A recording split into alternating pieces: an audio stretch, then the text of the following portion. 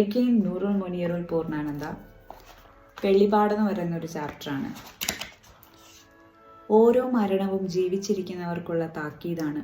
ഒരു നിമിഷത്തെ ഞെട്ടൽ, ഒരു ഞൊടി നേരത്തെ ശ്വാസം മുട്ടൽ, 3-4 ദിവസം നീണ്ടു നിൽക്കുന്ന ദുഃഖം, ഒരാണ്ട് നീണ്ടു നിൽക്കുന്ന ഓർമ്മകൾ, പിന്നെ മറവിയുടെ മഹാശ്മശാനത്തിലേക്ക് അടിഞ്ഞുകൂടുന്ന രൂപമില്ലാത്ത നിഴലുകൾ മാത്രം. മരണം ഇത്രയും ലളിതമാണെന്ന് ആരും എന്തേ പറഞ്ഞു തരാഞ്ഞത്?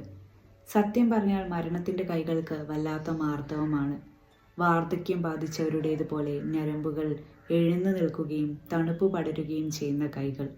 കൺമുന്നിൽ വെച്ച് ഗംഗയിലേക്ക് ചാടി ആത്മാഹുതി ചെയ്ത ആ സ്വാമിയെ ഞെട്ടലോടെ നോക്കി നിന്നത് ഓർമ്മയുണ്ട്. കണ്ണു തുറന്നപ്പോൾ കണ്ടത് ഇന്ദിരയെയാണ്. അതിനിടയിൽ ഏകദേശം 1-2 വിനാഴിക നേരം ഓർമ്മകളുടെ പാഥേയവും പേറി മരണത്തിൻ്റെ കൈ പിടിച്ച് നടന്നു കാണും. അതിന് ഗ്രന്ഥങ്ങളിൽ പറഞ്ഞ ഭീകര രൂപമുണ്ടായിരുന്നില്ല.